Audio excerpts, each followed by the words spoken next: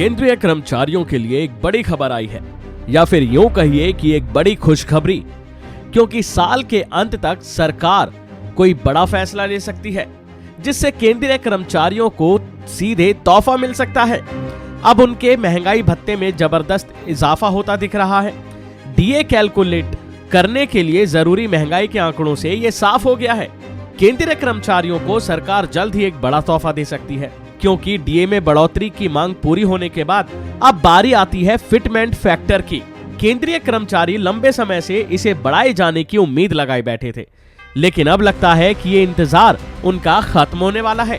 पहले इसमें नए वित्त वर्ष की शुरुआत में इजाफे की आस थी, लेकिन ऐसा नहीं हुआ, जिससे केंद्रीय कर्मचारियों के हाथ नाराजगी लगी। अब जब महंगाई भत्ते की बढ़ोतरी का तोहफा कर्मचारियों को मिल चुका है, तो फिटमेंट में वृद्धि की उम्मीद और भी ज्यादा बढ़ गई है।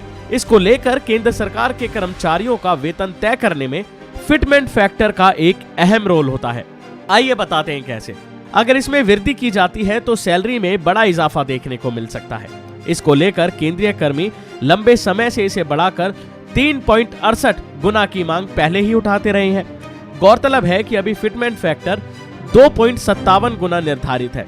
तो वहीं मीडिया रिपोर्ट्स के अनुसार साल 2022 खत्म होने से पहले सरकार इसे लेकर कोई बड़ा फैसला ले सकती है। हालांकि केंद्र सरकार की ओर से अभी तक इस मामले में कोई आधिकारिक ऐलान या फिर कोई टिप्पणी नहीं हुई है, लेकिन उम्मीद यही लगाई जा रही है।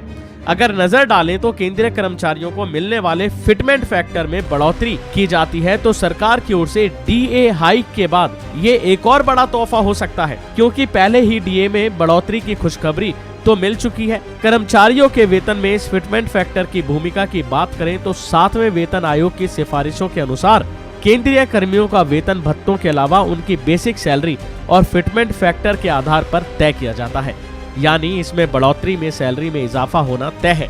बता दें कि सरकार ने केंद्रीय कर्मचारियों को मिलने वाले फिटमेंट फैक्टर को 2.57 गुना करीब 6 साल पहले ही किया था, और इसी साल यानी 2016 में 7वें वेतन आयोग को भी लागू किया गया था। इसके बढ़ने से उस समय कर्मचारियों की न्यूनतम सैलरी जो कि 6,000 रुपए होती थी, वो सीधे 18,000 रुपए पर पहुंच गई थी। अब सरकार इसी साल केंद्रीय कर्मचारियों की सैलरी में फिर इजाफा कर सकती है।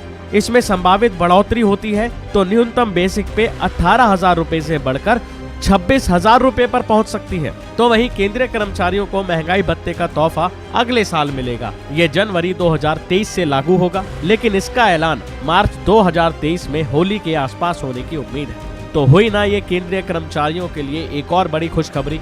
अभी के लिए फिलहाल इतना ही। खबरों में बने रहने के लिए देखते रहिए वन इंडिया हिंदी।